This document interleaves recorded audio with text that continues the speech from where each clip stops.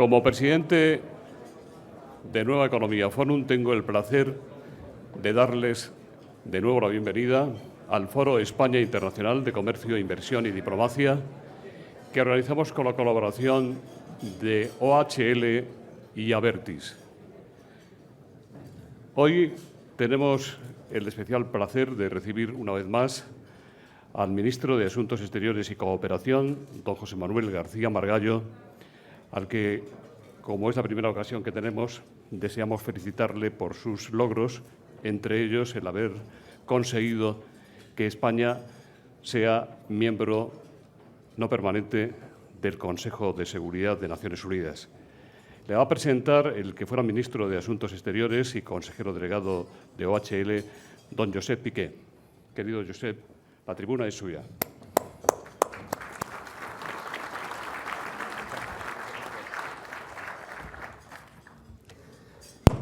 Muchísimas gracias. Muy buenos días. Excelentísimo señor ministro, excelentísimos señores ministros, autoridades, embajadores, amigos y amigas.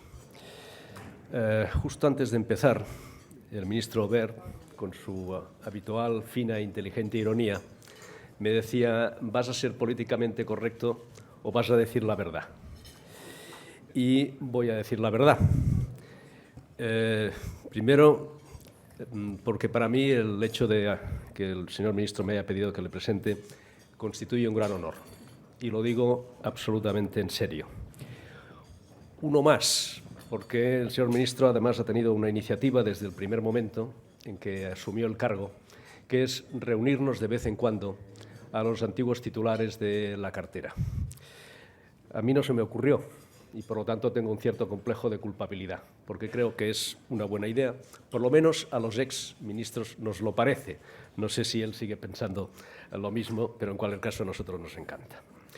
En una presentación, que inevitablemente tiene que ser breve, toca algo de currículum. No voy a extenderme porque es suficientemente conocido. Solo decir que, como él suele decir, estamos hablando de un político de extremo centro. Y empezó con 16 añitos, si me lo permiten, en las juventudes monárquicas, cuando eso no era fácil hacerlo.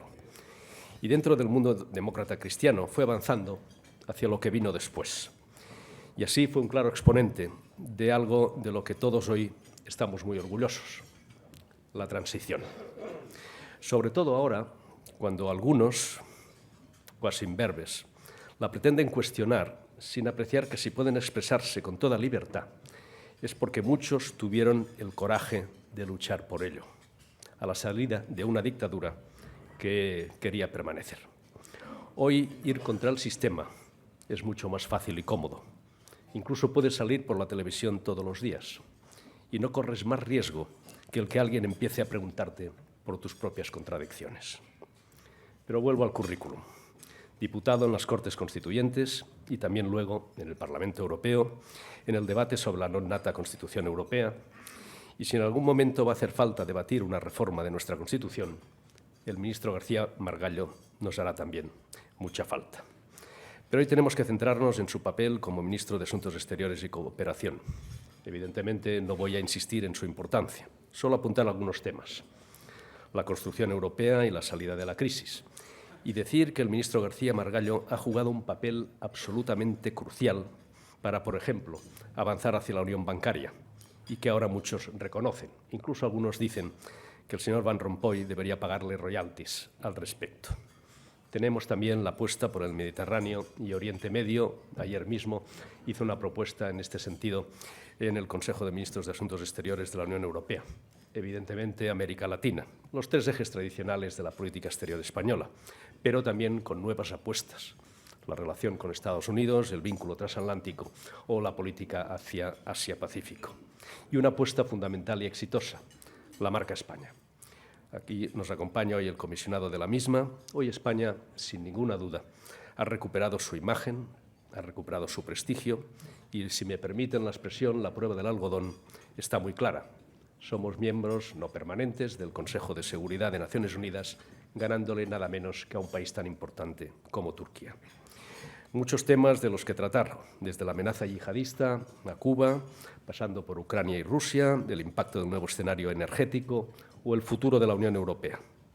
Pero también muchas veces el ministro García Margallo nos habla de España y sus opiniones también son bienvenidas, porque a veces a algunos les puede parecer inquietante que el ministro que más hable de Cataluña sea el ministro de Asuntos Exteriores. A mí, desde luego, no me inquieta, porque sé muy bien que lo hace desde la razón, desde la convicción y desde la emoción. El ministro García Margallo es un libre pensador y eso en la cotidianeidad política no es precisamente muy habitual. Le necesitamos más que nunca. Suya es la palabra.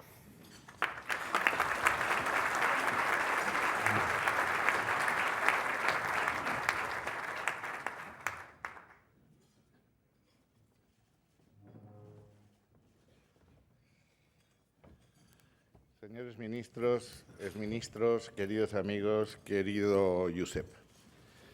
Déjame empezar, aunque estoy seguro que en las preguntas el tema volverá a salir, que hablo de Cataluña por 3 razones. La primera, porque soy español y me importa. La segunda, porque formo parte de un gobierno que está absolutamente comprometido con la unidad de España. Y la tercera, porque la viabilidad de una Cataluña independiente como fruto de una declaración unilateral sería inviable por 2 razones.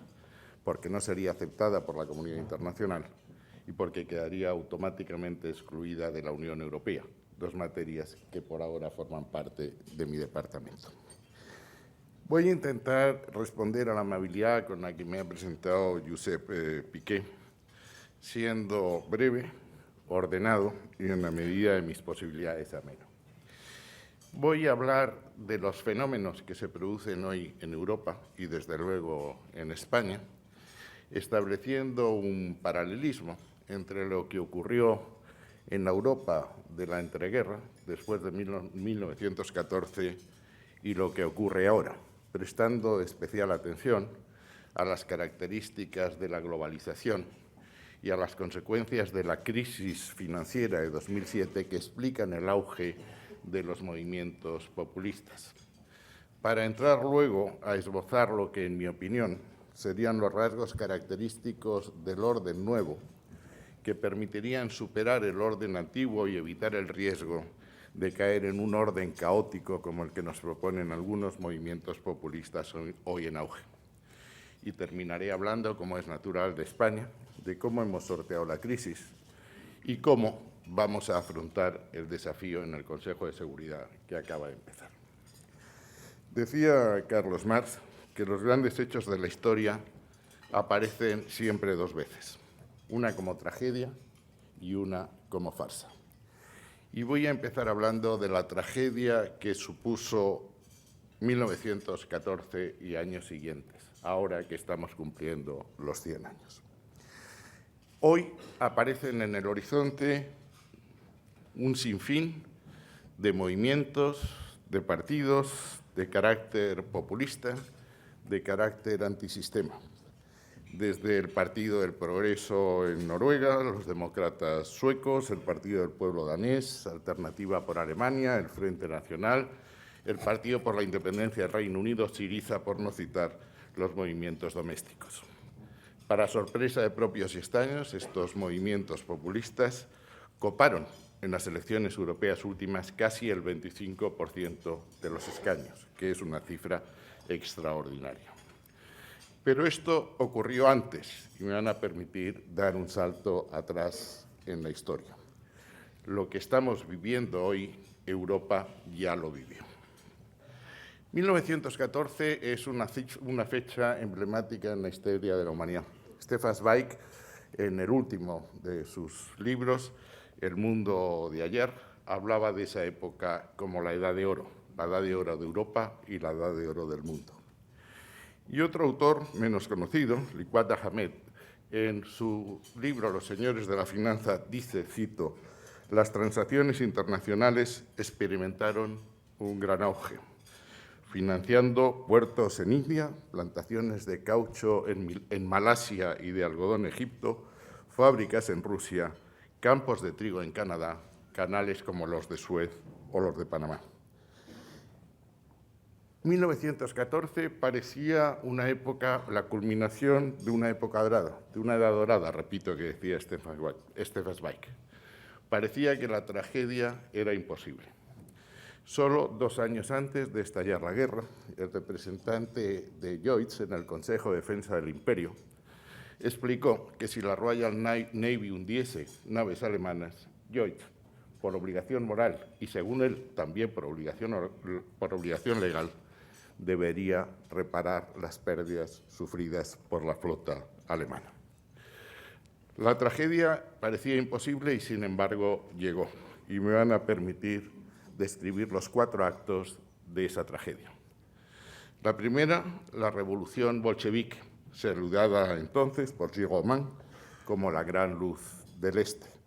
Revolución bolchevique cuyo impacto ha incidido en el mundo hasta la caída del muro de Berlín en 1989. La segunda, la propia guerra del 14, que se llevó por delante una generación entera de europeos y que fue llevado al cine por éxito con muchos cineastas, por Kubrick, por Renoir, por muchos otros. La tercera fue el Tratado de Versalles, que hizo 3 cosas. La primera, condenar en exclusividad a Alemania y a sus aliados por la tragedia de la guerra del 14-18. La segunda, imponerle cesiones territoriales claramente exorbitantes. Y la tercera, y más relevante a nuestros efectos, imponerle una indemnización casi imposible de pagar. Los aliados impusieron a Alemania una sanción que equivalía al 100% del Producto Interior Bruto. Solo los intereses y servicios de la deuda suponían el 5% de ese mismo producto. Y con gran lucidez, John Maynard Keynes, en 1919, en Las consecuencias de la paz, dijo algo que sería bueno recordar. Si nosotros aspiramos deliberadamente al empobrecimiento de la Europa central, la venganza, sin duda, no tardará. Un acontecimiento adicional, la demolición, la voladura, la destrucción de los imperios austrohúngaro y otomano en virtud del principio de autodeterminación alumbrado por Wilson. Lo que está ocurriendo ahora en Kosovo, en Bosnia, en Siria, en Irak, son consecuencias de aquel desmembramiento. Y aparece hoy en el horizonte, muy reciente, lo acaba de citar el ministro Piqué, un fenómeno, el Estado Islámico, para unos, el califato según otros, que pura y simplemente pretende borrar las fronteras que fueron diseñadas en 1916 por franceses y británicos para repartirse el Oriente Medio.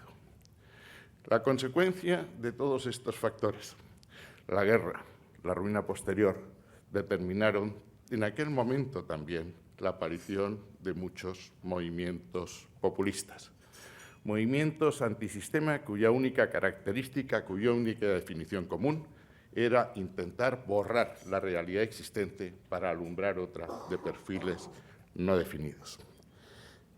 Estalla la revolución espartaquista en Berlín, Béla Kun proclama en Hungría la dictadura del proletariado y en el lado contrario empiezan a aparecer signos, partidos, también populistas, pero de filosofías radicalmente contrarias.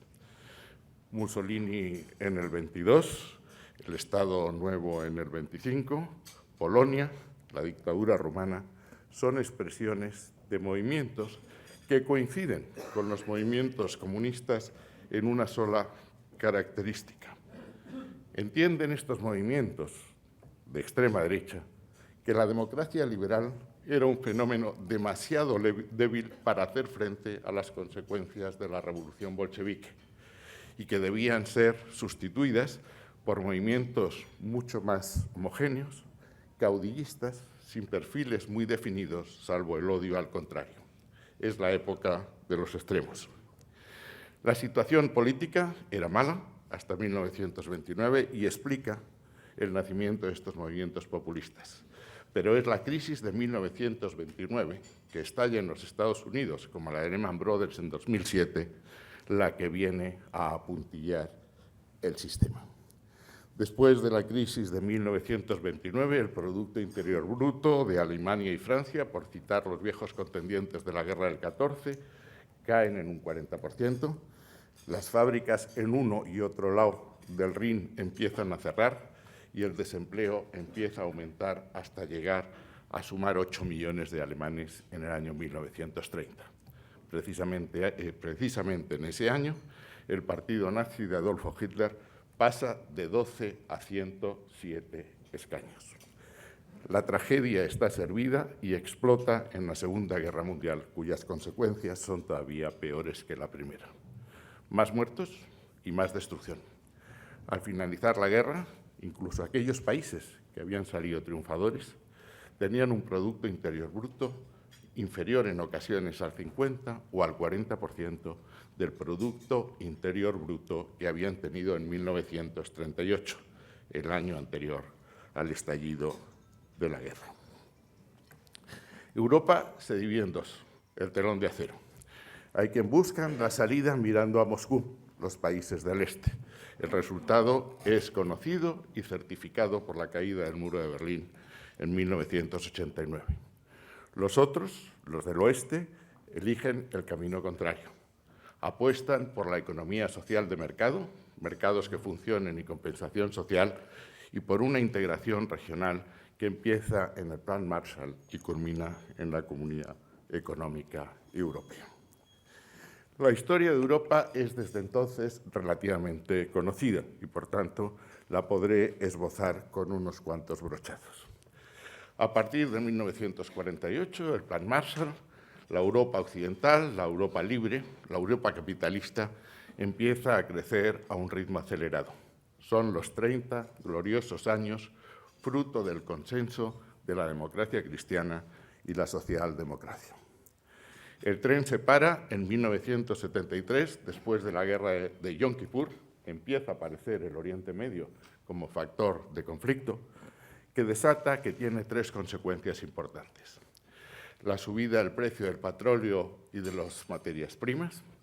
En segundo lugar, los cambios demográficos, la caída de la fertilidad y el aumento de la esperanza de vida que ponen en riesgo los fundamentos mismos del estado de bienestar. Y, en tercer lugar, la competencia de los países emergentes que anuncia la ya próxima, inminente y gigantesca globalización que hoy vivimos. Superada la tormenta, en 1982, Europa vuelve a crecer hasta que se para, después de unas crisis puntuales, en la crisis de 2007. Pero permítanme diseñar algunos rasgos característicos de la globalización que hoy estamos viviendo antes de entrar en los efectos de la crisis. He dicho antes que hay paralelismos entre la Europa de la entreguerra y la Europa que vivimos, y que hay paralelismos entre la crisis de 1929 y la crisis de 2007. Pero siendo esto un artificio retórico, no exageraré en esos pareceres para subrayar las diferencias. La globalización que hoy estamos viendo es un proceso de la internacionalización de la economía, que sí se parece en cuanto supone un gigantesco intercambio de intercambios comerciales o un aumento vertiginoso de los flujos de capital, sí se parece en eso a la crisis del 29. Recordaré que los intercambios comerciales en 1914 absorbían un 14% del Producto Mundial, cifra que solo se alcanzó en 1970, pero se diferencia la globalización actual de la anterior en los siguientes rasgos característicos.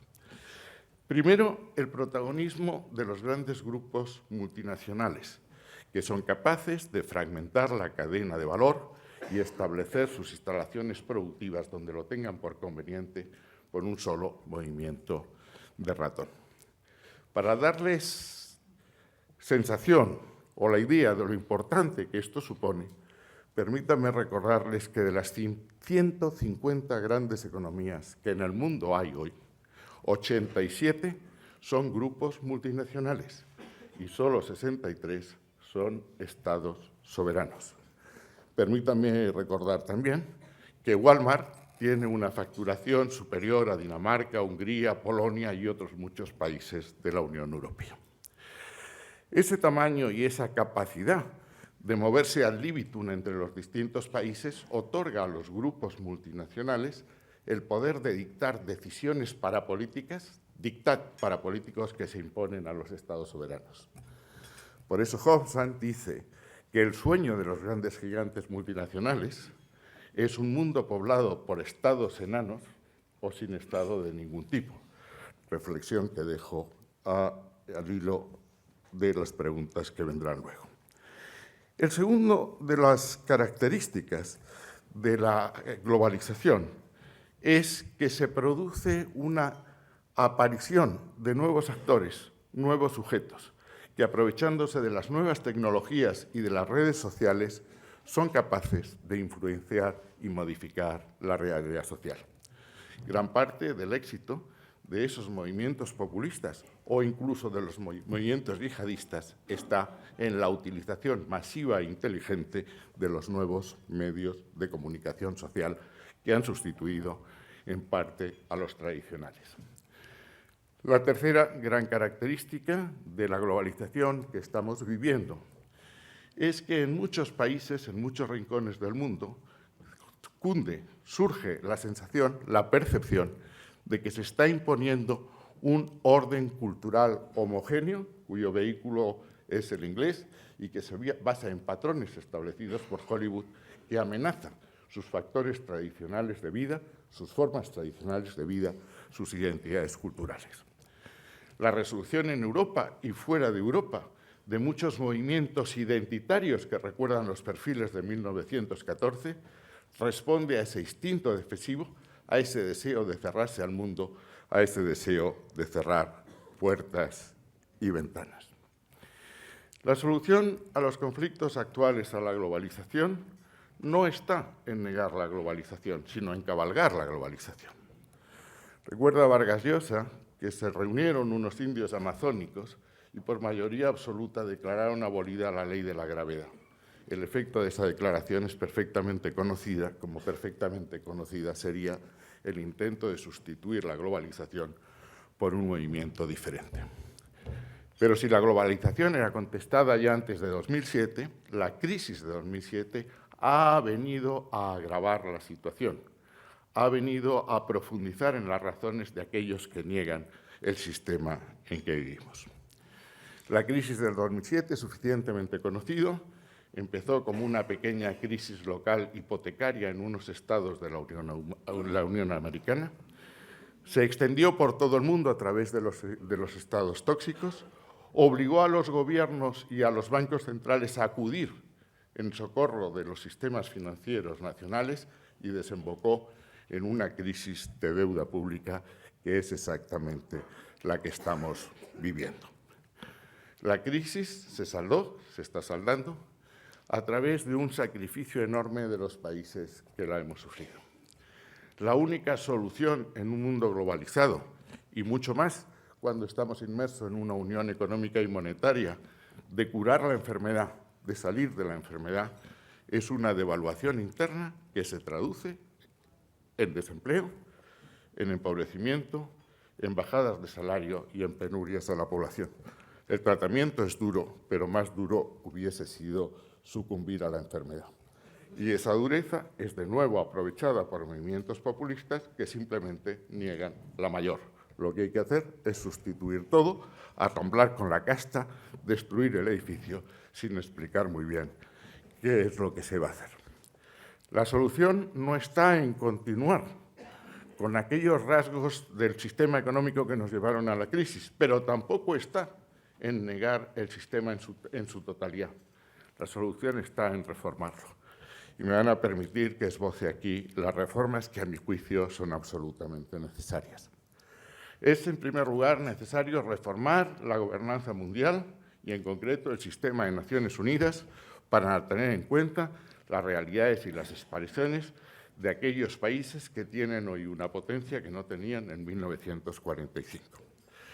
En segundo lugar, es absolutamente necesario reformar los sistemas financieros, los mercados financieros, para que la catástrofe del 2007 no se vuelva a producir.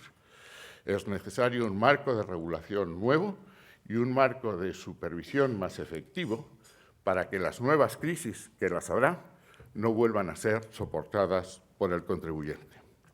En tercer lugar, es necesario un orden monetario nuevo. Estamos asistiendo a una guerra de devaluaciones competitivas para buscar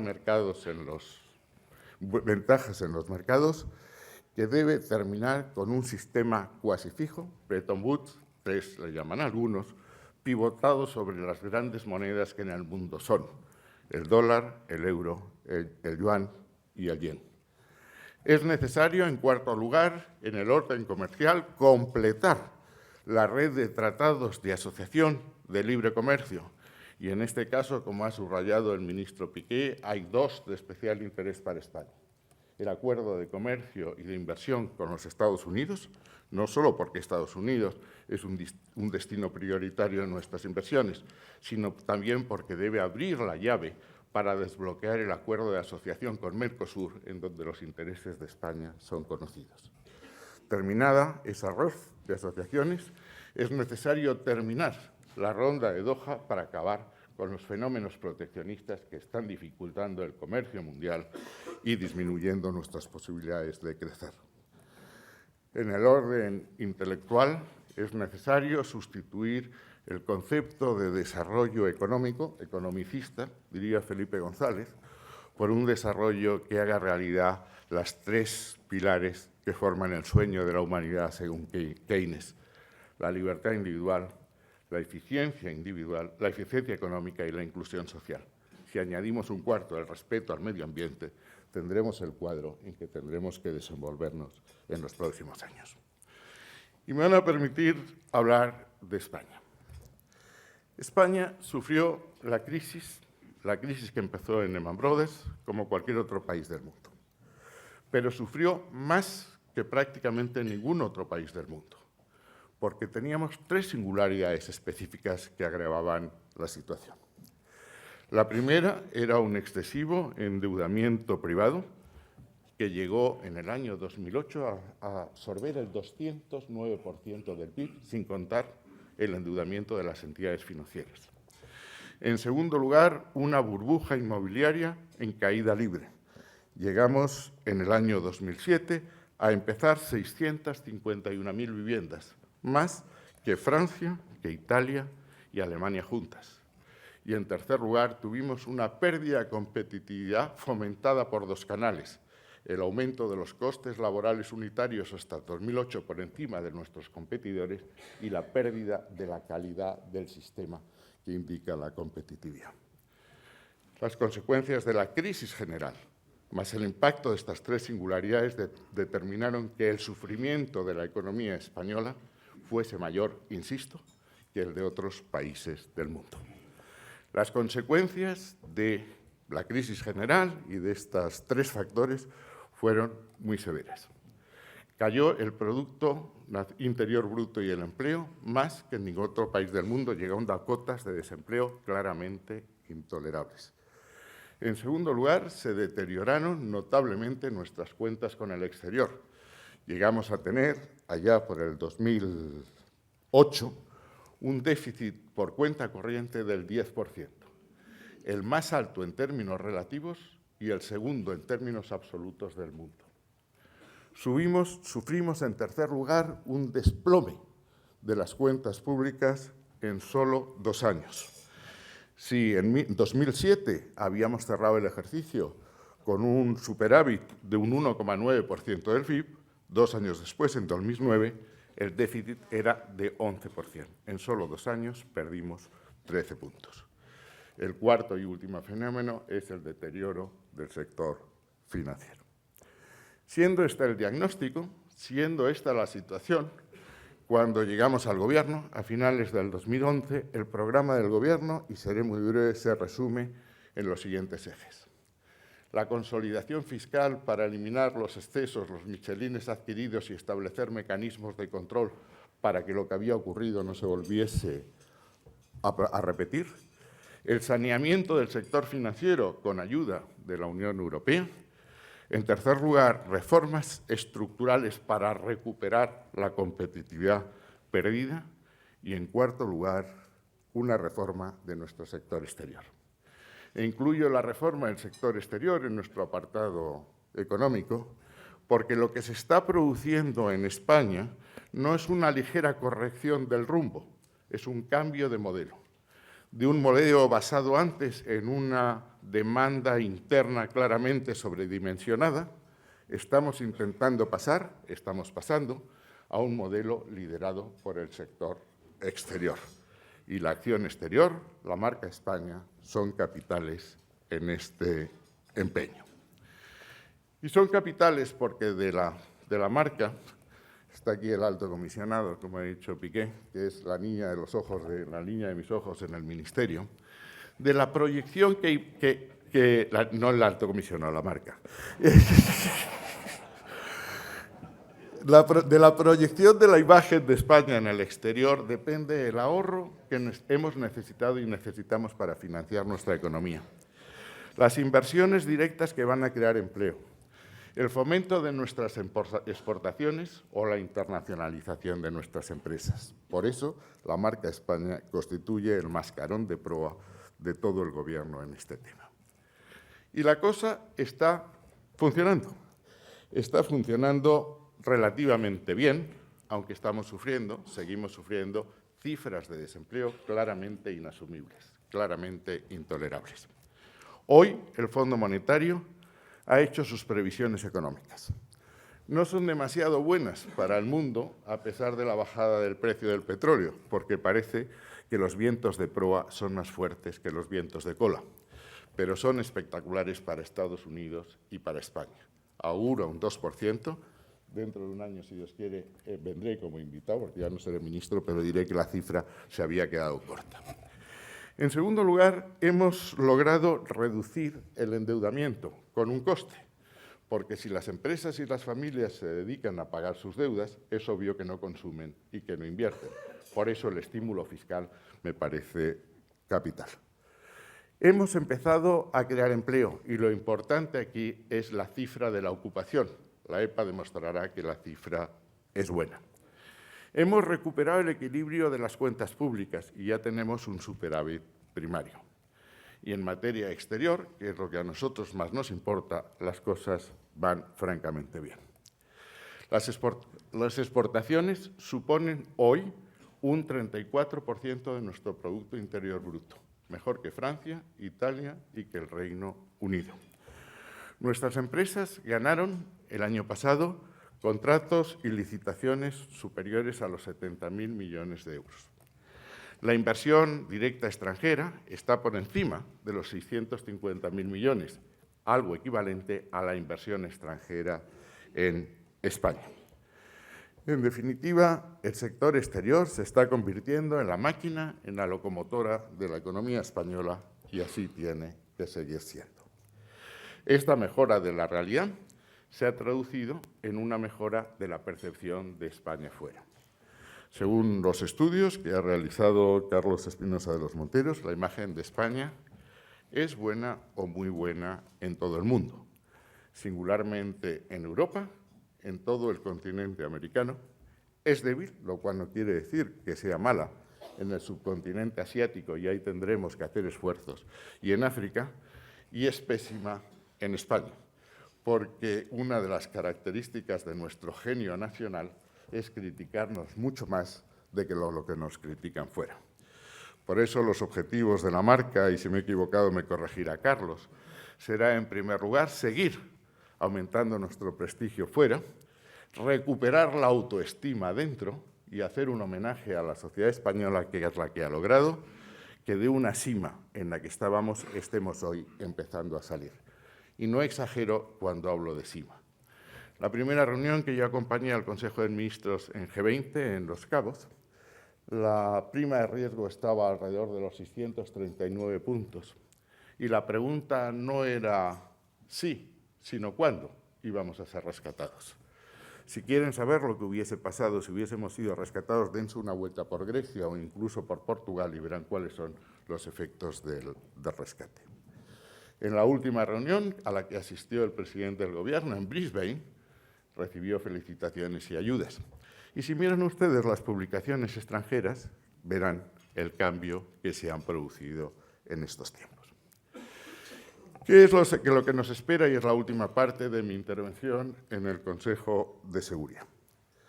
Voy a intentarlo ordenarlo según algunos ejes conceptuales. El primero, la política exterior de Estados Unidos. Obama entra en sus 2 años últimos de legislatura. Después de haber perdido las elecciones de noviembre, no le queda más que la política exterior. Y eso explica la audacia con que ha afrontado los dosieres pendientes. Citaré aquí Cuba, el dossier iraní, que espero esté terminado en junio, y iniciativas que todavía no han dado su fruto, pero que espero la den en el proceso de paz de Oriente Medio. Segundo escenario es nuestra vecindad este. Estamos metafóricamente, a mi juicio de forma exagerada, al borde de una guerra fría. Lo que está ocurriendo en nuestra frontera este, en Rusia, con Ucrania, pero no solo con Ucrania, con Moldovia, con Armenia, con Georgia, Azerbaiyán, Uzbekistán, etcétera, determinan que estamos en un momento clave en que tenemos que decidir una vez por todas si la Unión Europea, me refiero a la Unión, quiere ser socio o adversario estratégico de Rusia, y las consecuencias serán diferentes, no solo para nuestra política interna, sino también para resolver algunos conflictos en que Rusia tiene un papel esencial. Siria, Irak, proceso de paz de Oriente Medio, etcétera. Y en tercer y último lugar, nos estamos enfrentando a un fenómeno radicalmente nuevo, al que he aludido de pasada al señalar las consecuencias que tuvo el desmembramiento del Imperio Otomano. ¿Qué es lo que está ocurriendo en Oriente Medio? El proceso de paz de Palestina, Siria, Irak, Yemen, Libia en la puerta de casa, y ese fenómeno difuso que se llama el terrorismo yihadista, que no aspira ya a corregir o a modificar el sistema actual, sino a sustituirlo en su totalidad, entronizando un sistema casi teologal que se impone, primero, a los gobiernos islamistas que consideran herejes, después a los gobiernos occidentales que consideran infieles, y finalmente trata de imponerse a los judíos, a los que considera responsables de todos los males de la humanidad. Ese es el panorama al que España se va a enfrentar en el Consejo de Seguridad, teniendo en cuenta que las áreas de actuación en las que podemos aportar valor son fundamentalmente Latinoamérica y Oriente Medio con Norte de África, por nuestra especial vecindad, por nuestra especial conexión y por nuestra especial comprensión con los países del área, que tienen que ser los protagonistas de la defensa de sus valores y de la liberación de sus pueblos. Quedo ahora a su disposición para las preguntas que quieran hacerme. Muchas gracias.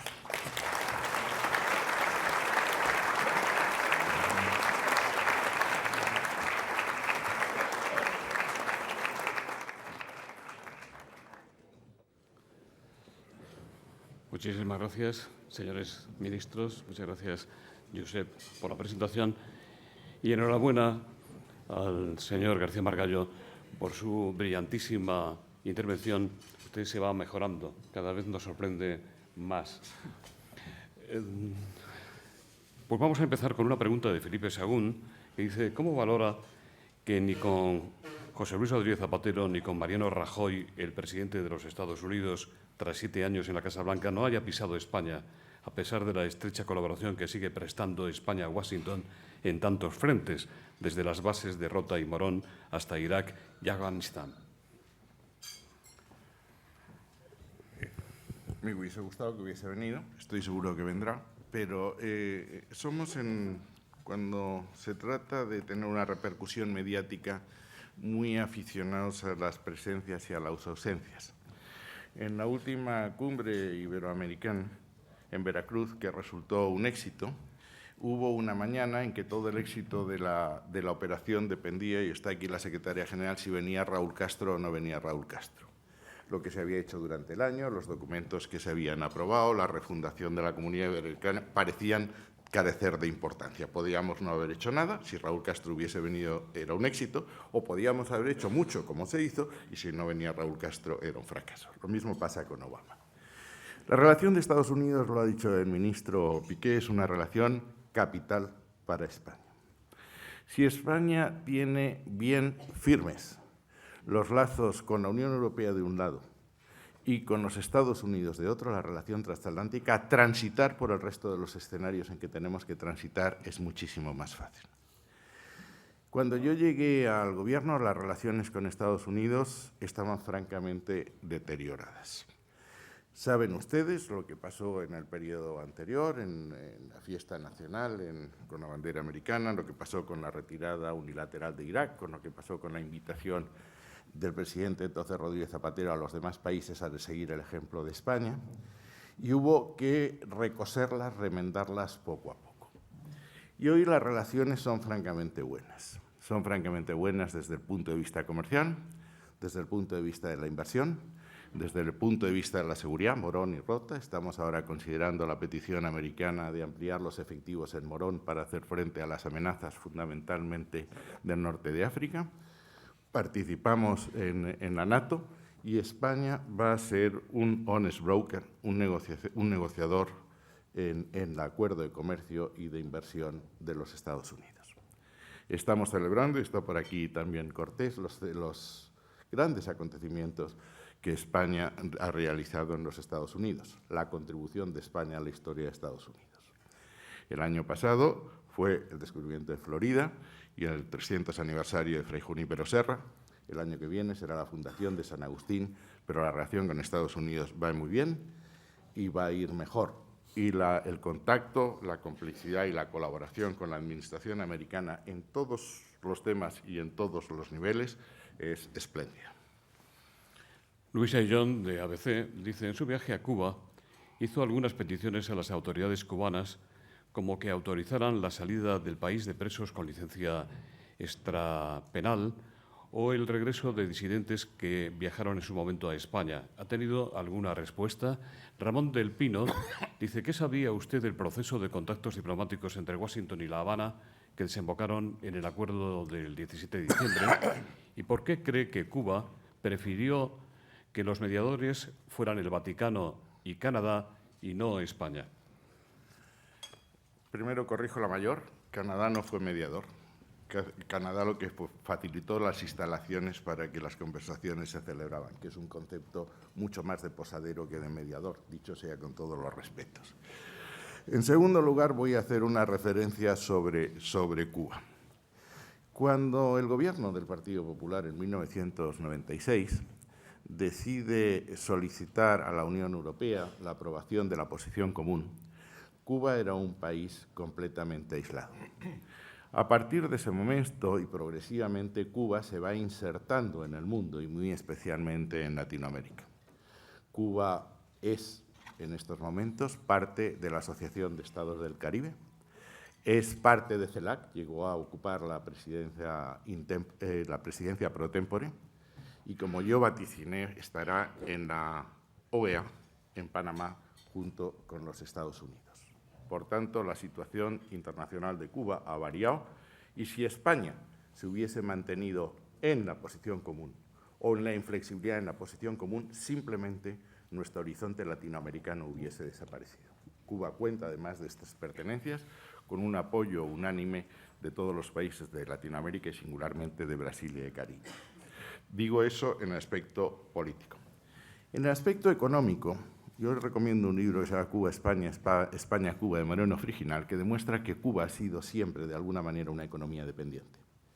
Lo fue primero de España, lo fue luego de Estados Unidos, con un monocultivo que era el azúcar, lo fue después de la Unión Soviética y lo fue después de Venezuela.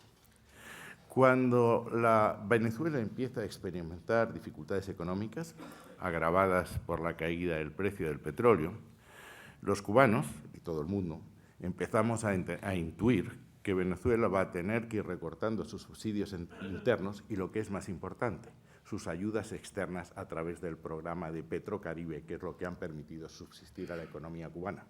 Por tanto, Cuba tenía que buscar un nuevo socio y ese socio era claro que eran los Estados Unidos. Por si no era evidente, la Ley de Inversiones cubana y la construcción de una zona especial económica en el Mariel, que no tiene sentido sin restablecer las relaciones con Cuba, anunciaban que algo se iba a producir. Por eso, la Unión Europea, antes que los Estados Unidos empezasen a negociar, que fue 18 meses antes de la fecha reciente en que Obama anuncia el resultado, el 12 de noviembre, en noviembre del 2012, para ser exactos, mandatamos a la entonces alta representante Ashton para explorarse las posibilidades de llegar a un acuerdo de diálogo político y cooperación con Cuba similar al resto de los países. Acuerdo, quiero subrayar entre paréntesis, que incluye la cláusula democrática. Cuando supimos que la invitación de Panamá había salido, era evidente que Estados Unidos podía adoptar dos posturas: o no asistir a la cumbre de la OEA en Panamá, lo cual lo hubiese sacado de la única organización continental en la que está, o asistir, y para asistir tenía que, de alguna manera, normalizar la situación. Y eso es exactamente lo que ha ocurrido. Y España, ayer mismo planteamos que queremos, porque nos corresponde por nuestra posición histórica, el liderar ese proceso de negociación con Cuba, el liderarlo en colaboración con los Estados Unidos. Créame que nuestras conversaciones con los americanos sobre este tema son constantes para asegurar que el proceso de apertura exterior es acompañado por un proceso de apertura del gobierno cubano. Y, en tercer lugar, ayudarles en dos cosas: a desarrollar la ley de inversiones, el conocimiento del mundo capitalista de las autoridades económicas cubanas es relativo, y ayudarles en la transición, puesto que también tenemos una experiencia. Es un proceso muy largo. Es decir, quiero recordar que Fidel Castro entró en La Habana el 1 de enero de 1959. Helms, Torricelli son leyes que tienen más de 50 o 60 años. Es un proceso lento. Empiezan a salir presos y estoy seguro que las peticiones que nosotros hemos hecho serán atendidas. No pasa mañana, pero sí serán atendidas. Hoy, por cierto, sale la alta representante a Washington, en donde tendrá una entrevista con el canciller cubano en que estas peticiones serán reiteradas. Pero créanme que también, otra vez, el tema mediático impera, y yo lo entiendo en los periodistas. Se ha iniciado un proceso que, en mi opinión, es irreversible. La experiencia española demuestra que la apertura económica necesariamente va acompañada siempre de una apertura política. No es posible que la facilitación de visados, de viajes, de remesas, de uso de Internet no se traduzca en ventajas democráticas en Cuba. Y eso es exactamente, como sabe el señor Ayón, lo que les expliqué en una conferencia en el Instituto de Relaciones Internacionales en La Habana con todo el cuerpo diplomático presente. Beatriz Fernández, de Europa Press, pregunta qué medidas de colaboración frente al avance yihadista está desplegando España con países socios musulmanes. ¿Qué espera de la reunión de la coalición de esta semana en Londres, en la que usted va a participar? Pedro González, de Zone News, ¿cree usted que la sociedad europea en general y la española en particular tienen suficientemente asentados sus valores para librar con éxito la guerra contra el terrorismo yihadista? Y María José Aguejas, de Cadena SER, dice: ¿puede explicar su anuncio de ayer sobre la presencia del gobierno de Al-Assad en una próxima conferencia de países del Mediterráneo en Madrid? ¿Qué recepción ha tenido esa idea entre nuestros socios europeos? Empiezo por la segunda, porque si la pregunta está mal formulada, la respuesta está mal formulada. Yo hablé de Siria, no hablé del gobierno de Assad. Y para la Unión Europea, el representante legítimo del pueblo sirio es la fuerza de la oposición. Por tanto, no hablé de Assad, hablé de Siria. ¿Cómo interpreta la Unión Europea eso? Entiendo que es como yo le he dicho. En segundo lugar, el yihadismo es probablemente el fenómeno global más grave que tenemos en los últimos tiempos. Ayer el ministro francés, y no creo desvelar ningún secreto, decía que de las investigaciones que se han realizado como consecuencia de los atentados de París y las que veníamos realizando antes, se deduce que todos, absolutamente todos, estamos amenazados y que los cuadros de mando están fuera. En segundo lugar, la lucha contra el yihadismo tiene un protagonismo principal, que son los países árabes. Lo que no podemos es convertir la lucha contra un fenómeno terrorista de carácter integrista y fundamentos teológicos en una lucha entre Occidente y los países islámicos. Los países islámicos son los que tienen el mayor protagonismo en la coalición y a nosotros nos corresponde ayudarles, financiarles, darles apoyo logístico, armamento y apoyo diplomático. Pero, insisto, son los países islámicos los que tienen que asumir el protagonismo inicial si no queremos repetir algunos de errores muy recientes en que se interpretó la intervención occidental para utilizar la frase de Alim Malouf como una continuación de las cruzadas, un capítulo no cerrado. En tercer lugar, el fenómeno exige una estrategia completa, una estrategia global, que en estos momentos se está perfilando, no está del todo perfilada. Se está haciendo un enorme esfuerzo en la OSCE. Antes del verano, un grupo presidido por Ischinger nos explicará cuáles son las medidas que adoptar para la seguridad en Europa. Se está estudiando en la coalición, se está estudiando en la Unión Europea y estamos avanzando. Lo que sí le puedo decir es que aquí hay varios pilares. Hay un pilar militar contra el llamado Estado Islámico, ISIS, o su competidor en el horror, que es Al-Qaeda, con sus distintas ramas. No cabe más solución que la victoria militar. No es posible el diálogo con movimientos que lo único que aspiran es a exterminar al adversario. En esa operación militar, la coalición, insisto, liderada por los países islámicos, es capital. España está y estará en lo que sea conveniente hacer. En segundo lugar, hay medidas de legislación interna, en lo que se refieren a la financiación, blanqueo de dinero, en lo que se refiere al control de fronteras para evitar el trasiego de los llamados luchadores extranjeros que van y vienen y constituyen un peligro más que cierto.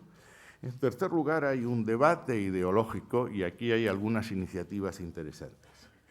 Nosotros seguimos participando en la iniciativa que puso en marcha el Gobierno anterior, en Alianza de Civilizaciones, que tendremos que ir redefiniendo a la vista de los acontecimientos actuales. Participamos también en el Centro de Diálogo Intercultural Interreligioso que está en Viena y que está patrocinado por Australia, España y Arabia Saudita, con la participación del Vaticano y la incorporación próxima de otros países. Y estamos participando, o por lo menos siguiendo con atención, un movimiento que Arabia Saudita quiere hacer en Egipto, y no es casual las dos locaciones, para contar con el Azhar, para difundir una visión del Islam más coherente con lo que son sus propios principios, tolerante, pacífica, comprensiva, etc. Y, en cuarto lugar, hay una vertiente económica. La última vez que yo vi a Shimon Peres como presidente de Israel, refiriéndose a Egipto, pero la expresión puede ser aplicable a cualquier otro país, me dijo: desengáñese, el problema de Egipto es que en el año 52, cuando se produce la revolución de los coroneles, había 18 millones de egipcios. Ahora hay 95 con el mismo agua y los mismos recursos. Y allí donde hay pobreza y los poderes públicos no son capaces de proveer los servicios esenciales, esos servicios esenciales son provistos por otras organizaciones, algunas de carácter extremista que a cambio piden disciplina. Me van a permitir que haga una referencia a la batalla de las ideas. En esta última gira en Oriente Medio me acompañó a Gaza una española que está en la oficina de refugiados de la Unión Europea y me preguntó, no refiriéndose a Gaza, en que la situación es peor sin la Cisjordania, que le preguntaron a un niño israelita de 6 años, dice: ¿a ti te gustaría jugar con un niño israelí? Y la contestación del niño fue: en Israel no hay niños, solo hay soldados. La incomprensión entre los dos mundos está en la raíz de todos los desastres que estamos viviendo. Y lo que hagamos para recuperar los puentes es importante. Y hay un último aspecto, que es que ir terminando con los conflictos congelados que sirven, explican, son causa, según unos, según otros, excusa para seguir manteniendo la rivalidad entre Occidente y los países islámicos.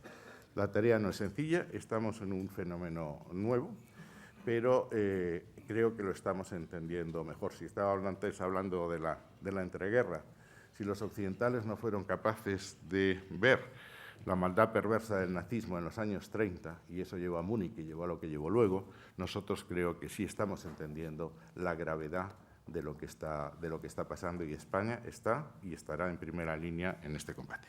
Luis Ángel Robles le pregunta qué resultados cabe esperar de su viaje a Gaza y de su destacada mediación con ambos líderes. ¿Qué parte del presupuesto de cooperación de su ministerio se va a reasignar para dedicarlo a ayudar a las familias palestinas sin techo en Gaza. Cristina Martín, de Hispanidad. ¿Van a considerar estratégica la defensa de la libertad religiosa desde el Consejo de Seguridad? En abril de 2013 visitó el campo de refugiados sirios donde había más de 130.000 personas. ¿Tiene pensado visitar a los 120.000 cristianos perseguidos que se refugian del Estado Islámico en el norte de Irak? Respecto a la libertad religiosa, todavía no nos hemos sentado del todo en el Consejo de Seguridad. En la Unión Europea hemos hecho algunas propuestas que pueden tener cierto interés, que es considerar a la libertad religiosa no solo como un derecho individual, como es normal, sino también como un derecho colectivo y proteger a esas colectividades. Y créame que la suerte de los cristianos en Mosul, en Nigeria o en cualquier otro país es una preocupación máxima para el Gobierno español. En Gaza, déjeme que les dé algunas cifras. En Gaza hay 1.700.000 personas. La mitad tienen menos de 24 años. El 70% de esos jóvenes no tienen trabajo. Y eso constituye una bomba de relojería a corto y medio plazo. En segundo lugar, somos los primeros, si no de los primeros donantes para la autoridad palestina a través de las ayudas bilaterales y nuestra colaboración a las distintas agencias de la Unión Europea y de Naciones Unidas que intervienen en ese tema, y haremos un esfuerzo notable en este tema, dentro de unas restricciones presupuestarias que solo yo sé lo severas que han sido en este tema. ¿Había alguna pregunta más? Pues me he perdido, lo siento. Luego me reencuentro. Alberto Martínez Arias, de Radio Nacional de España, le pregunta sobre la situación en Argentina, si le preocupa las relaciones institucionales con este país tras el suicidio, entre comillas, del fiscal Nisman. Vamos a dejar que la justicia explique qué es lo que ha pasado con el fiscal. Las relaciones institucionales con Argentina en este momento son buenas. No descubro ningún secreto, que tuvimos algunos desencuentros cuando se produjo la expropiación de Repsol. Por cierto, ahora que ha pasado, diremos que la expropiación de Repsol se evitó 2 veces. Se esperaba en el discurso de apertura del Parlamento, se esperaba en una aparición de la presidenta conmemorando las Malvinas y se culminó cuando en Cartagena de Indias no se aceptó una declaración sobre las Malvinas. La negociación con Argentina fue continua. Nosotros apoyamos, como es natural, a la empresa en todos los foros. Se consiguieron declaraciones de la Comisión, del Consejo y del Parlamento Europeo. Se consiguieron declaraciones en los Estados Unidos. Se llevó el tema al Comité de Inversiones de la OCDE y se utilizaron otros medios persuasivos de los que no voy a hablar aquí. Gracias a Dios la situación se resolvió, si he de creer a la empresa, en términos más que satisfactorios y yo diría que cuasi providenciales, porque prácticamente toda la indemnización está cobrada y está cobrada antes de que las dificultades financieras de Argentina, de todos conocidas, se acentuasen. Dificultades que van a, en mi opinión, y eso es un tema para reflexionar sobre América Latina, van a preocuparnos en los próximos años. Lo que está ocurriendo con el precio del petróleo en América Latina va a determinar dificultades muy importantes para Argentina. Por cierto, que el proyecto Vaca Muerta, en el que estaba interesada Repsol, una inversión de 25.000 millones, ya no es rentable y, por tanto, es una apuesta a la que se ha renunciado con inteligencia. Es obvio que va a haber dificultades en Venezuela. Brasil está teniendo un crecimiento más lento y si el programa Petrocaribe colapsa o disminuye en su intensidad, Petrocaribe es un programa por el que se suministra petróleo a precios políticos que se pagan en especie y a crédito. Los estados del Caribe, que son muchos, 16 me parece recordar por mi campaña del Consejo de Seguridad, van a tener dificultades importantes. América Latina entra en una nueva etapa. Y estas dificultades entiendo que van a favorecer que busquen nuevas formas de hacer economía. Y dentro de esas nuevas formas espero que esté la negociación de Mercosur con la Unión Europea. Cristina Martín, volviendo al tema de la pregunta anterior, Le había preguntado si van a considerar estratégica la defensa de la libertad religiosa desde el Consejo de Seguridad y si va a visitar el campamento de refugiados de cristianos en el norte de Irak. Sobre la libertad religiosa he contestado lo que se ha hecho en la Unión Europea y la libertad religiosa es una de las libertades básicas y especialmente querida para nosotros. Respecto a la visita, pues no lo sé, créame, mi capacidad de decidir los viajes es bastante limitada. Pregúntele usted al director de gabinete que aquí me acompaña a dónde piensa mandarme en las próximas horas. Seguimos.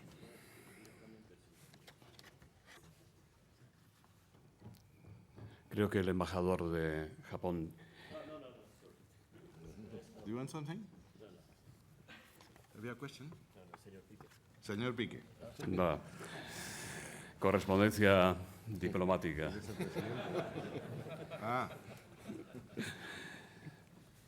Bueno, seguimos. Fernando Jáuregui, en relación con Grecia, del diario Crédito, dice: no resulta, cuando menos, un error político comparar a España con Grecia, el paralelismo Syriza-Podemos o acudir a apoyar a Samaras como si fuese un igual a la griega. Resérvese respecto de Podemos, porque hay así un montón de preguntas respecto de Podemos. Comparo a Grecia con España porque la comparación nos es extraordinariamente beneficiosa. Si hace unos años dificultades en la economía griega se hubiesen trasladado inmediatamente a la economía española, en aquellos años en que estábamos con una prima de riesgo por encima de 640, ahora que estamos alrededor de 100, la situación es completamente distinta. He dicho antes que es verdad que la bonanza económica no se ha trasladado a mucha parte de las españolas y españoles que no ven que la mejora llega a ellos, y eso es verdad. Pero no es menos cierto que los cimientos ahora son infinitamente más sólidas. La senda de crecimiento es importante, el nivel de ocupación de los españoles empieza a aumentar, nuestras cuentas públicas están infinitamente más saneadas y nuestras cuentas con el exterior están equilibradas.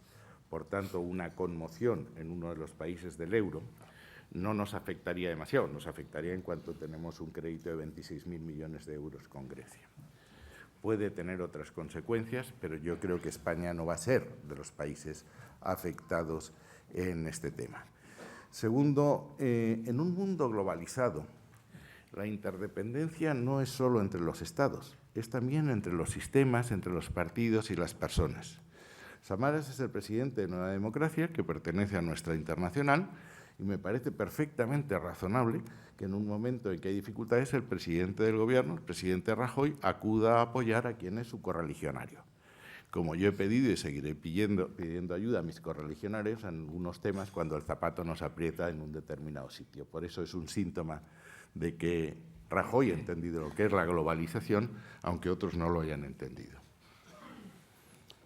Venimos a España.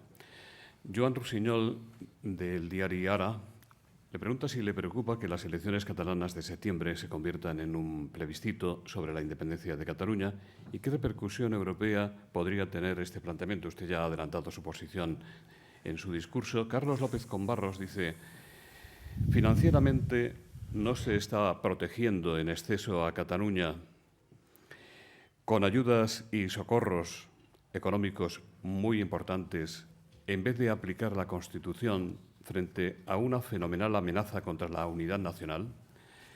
Y José Manuel González Huesa, de Selimedia, le pregunta qué opinión tiene sobre que el Gobierno catalán pretenda crear nuevas embajadas en China, países del este, norte de África o Sudamérica, y además la Generalitat continúa creando plazas para su agencia tributaria y quiere crear un banco propio, es decir, construyendo poco a poco un Estado. Yo he aprendido mucho de Cataluña de Josep Piqué y, por tanto, en algún momento le pediré ayuda si hay que precisar algún dato. Es de Josep Piqué la idea que nosotros tenemos que trasladar, que para Cataluña es un buen negocio estar en España y en la Unión Europea y que es un pésimo negocio estar fuera de España y de la Unión Europea. demostración de la afirmación, porque creo que la ventaja que tenemos en tener 6 meses hasta las elecciones autonómicas, que no plebiscitarias, es que hay que transmitir cuál es la realidad de Cataluña y cuál sería la realidad de Cataluña en una hipotética declaración unilateral de independencia. La declaración unilateral de independencia excluiría a Cataluña de la comunidad internacional. Para entrar en la comunidad internacional es absolutamente necesario tener 9 votos en el Consejo de Seguridad y mayoría absoluta en la Asamblea General de Naciones Unidas. Son muchísimos los países que tienen muchísimos reconocimientos y, sin embargo, no han pasado ese filtro. Palestina, por poner un ejemplo, tiene 130 reconocimientos internacionales. No forma parte de la comunidad internacional de Naciones Unidas porque no ha pasado el filtro del Consejo de Seguridad.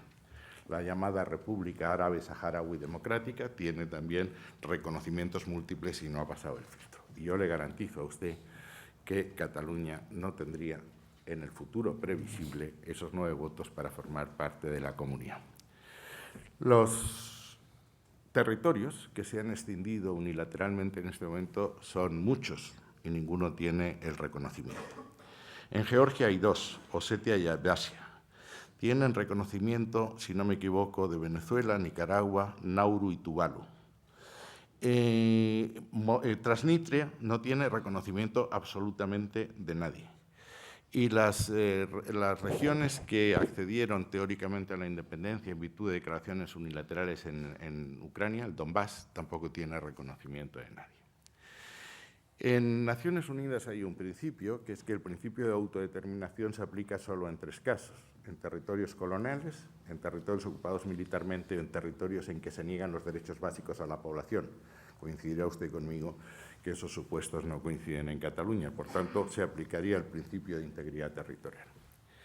Y en una comunidad, y luego entraré en eso, que tiene una deuda la más alta de España, me parece que son 61.000 millones, de los cuales 50%, 47, ha sido asumido por la Administración Central a través del pago de proveedores, el Fondo de Liquidez, más la cuota parte que le correspondería de la deuda española, tendría que buscar dónde se financia. Y es obvio que los mercados están cerrados, por eso tenemos que estar en el FLA.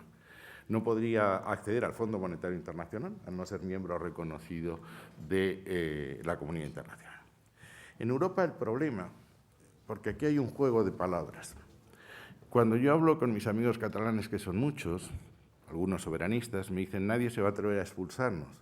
Digo, tenéis razón, nadie os va a expulsar, es que quedaría automáticamente excluida. Von Rompuy dijo con claridad: los tratados no se aplicarían desde el minuto 1. En esas condiciones es posible que pudiese utilizar el euro sin formar parte de los organismos de decisión del Banco Central, pero lo que es seguro es que quedaría fuera de las inyecciones de liquidez del Banco Central, lo cual limitaría enormemente sus posibilidades de financiación. Luego, la premisa básica en una declaración unilateral de independencia es que quedaría excluida de la comunidad internacional y quedaría excluida de la Unión Europea.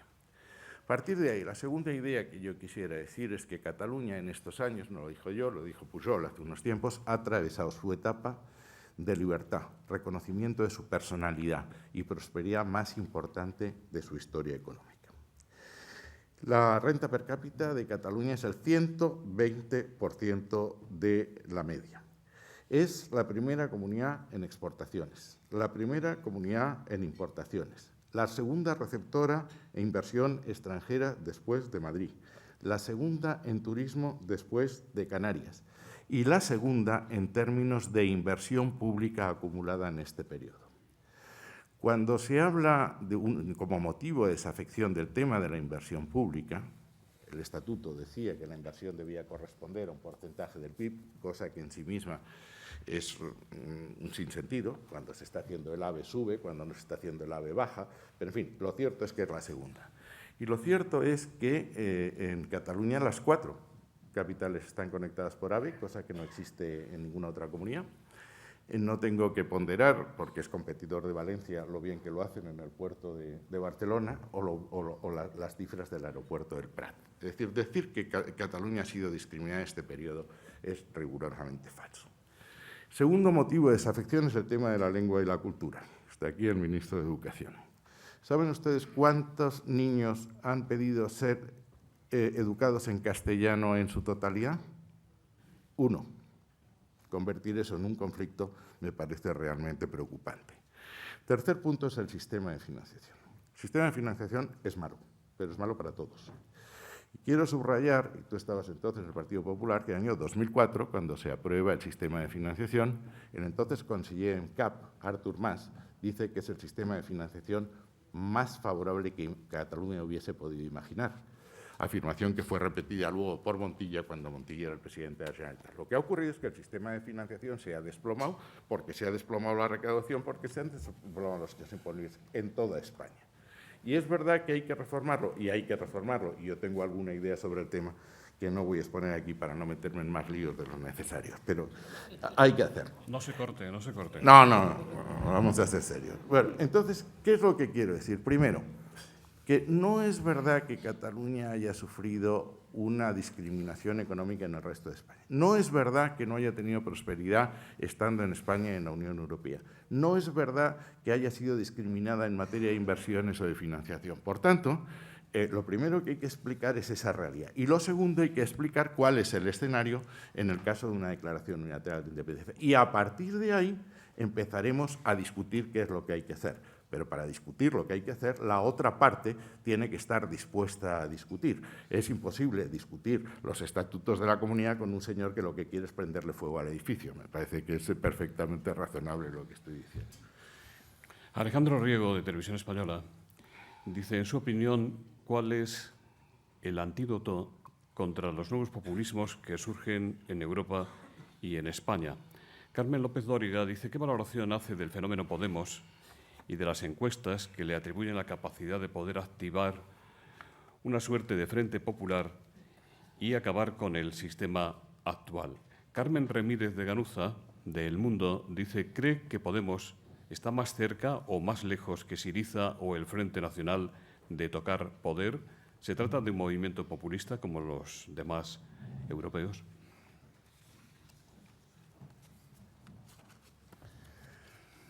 Vamos a ver, voy a empezar por decir que yo sí me creo en las encuestas. Es decir, creo que las cifras que se están atribuyendo a Podemos corresponden a la realidad. No estoy nada seguro de que el tiempo vaya a dulcificar el fenómeno. He intentado establecer un paralelismo entre lo que ocurrió en Europa después del 18 y lo que ocurre ahora, y un paralelismo entre Podemos y otros movimientos populistas, y todos están al alza. Se produce una crisis económica, como he explicado, que tiene un sufrimiento impresionante. Cuando uno ha tenido un cáncer y tiene quimioterapia, pues no se encuentra nada bien, y es obvio que había que hacerlo. Eso alimenta un tipo de movimientos que por ahora se ciñe en describir una realidad antitética de lo que hay, sin perfilar la realidad que prefiere. Es decir, se trata de barrer todo lo que hay, de eliminar a la casta para introducirnos en un mundo cuyos perfiles no son definidos. En materia económica, yo he visto un programa que hizo un economista, luego he leído una entrevista de Pablo Iglesias en que dice, bueno, esto de la renta mínima nos han dicho que no se puede hacer, que lo de la jubilación a los 60 años tampoco se puede hacer, que lo de denunciar la deuda tampoco se puede hacer. Entonces, ya no sé cuál es el programa económico, sé lo que ha desmentido el líder. La ventaja que tienen estos movimientos es que son partidos minaretes, no son partidos cúpula, y por tanto con saber lo que dice el minarete tenemos suficiente. Pero yo no acierto a saber cuál es su programa. Es verdad que nos ha hecho falta perfilar para llegar a las encuestas y a lo mejor consideran que con este camino pueden seguir avanzando y tener un triunfo. La segunda pregunta, Syriza parece que está adelante en todas las encuestas. En el Parlamento griego hay 300 escaños, el que gane tiene un bonus de 50%, yo no creo que llegue a una mayoría absoluta a pesar de ese bonus, pero sí creo, o las encuestas dicen, que puede ganar las elecciones. No sé lo que pasará en Podemos. Y el Frente Nacional ha hecho en las elecciones europeas, ha sido el primer partido de Francia, pero las elecciones europeas no son un síntoma, pero es que esto es un fenómeno. UK Independence Party es el primer partido en el Reino Unido. Es decir, que los movimientos populistas haríamos mal en no darles la importancia que tienen y el trastorno que pueden crear en el sistema. El sarampión electoral ¿Piensa usted que va a invadir este año? ¿No cree que puede afectar a la recuperación económica de España y a la imagen internacional de nuestro país ahora que la está recuperando? Hombre, si las campañas electorales se mantienen dentro de los límites razonables y no parece que vaya a ser de otra manera, a mi juicio no tienen por qué influir en la imagen de España. Hemos tenido muchísimas campañas electorales desde 1977 y no ha habido una correlación entre periodo de campaña electoral y minoración de la imagen de España. Otra cosa es que los mercados intuyesen que se puede producir el triunfo de una alternativa que niega todos los elementos y que quiere volar las cuadernas maestras del sistema. En ese caso sí se produciría un impacto en la imagen de España con consecuencias en la prima de riesgo, en la entrada de capitales y, en definitiva, sería un retroceso desde el punto de vista económico. Pero en sí misma la campaña electoral, si nos mantenemos dentro de los límites en que nos hemos mantenido siempre, y nos dedicamos a dedicar ideas y no a producir titulares o a proyectar invectivas, pues no tiene por qué incidir. En nombre de OHL y de Abertis, Juan María Hernández Puertolas, director en esta última compañía, va a despedir el acto. Para Abertis, en una ocasión más, es un prestigio y un honor colaborar en este foro de España Internacional. Como es sabido, en la segunda década del siglo XXI, Abertis acentuó su estrategia de focalización en menos negocios y de internacionalización, lo que nos ha llevado, sin descuidar en ningún caso nuestro papel como gestor de infraestructuras en España, a tener una fuerte presencia internacional, hasta el punto de que en las cifras de este año 2014, que pronto presentaremos, pues como unas 2/3 partes de nuestra actividad ya está fuera de España. Eso nos ha llevado a contar con el apoyo inequívoco de la diplomacia española, no solo en los malos tragos. El ministro citaba el caso de Repsol, nosotros también hemos tenido nuestras cosillas y no tan cosillas en Bolivia, y siempre hemos contado con el apoyo de la diplomacia española. Y como dice mi colega Sergi Lovni, presente aquí en la mesa también, es un lujo colaborar con ustedes. Así que, tanto por su magnífica intervención de hoy como por ese apoyo incondicional, muchas gracias, señor ministro.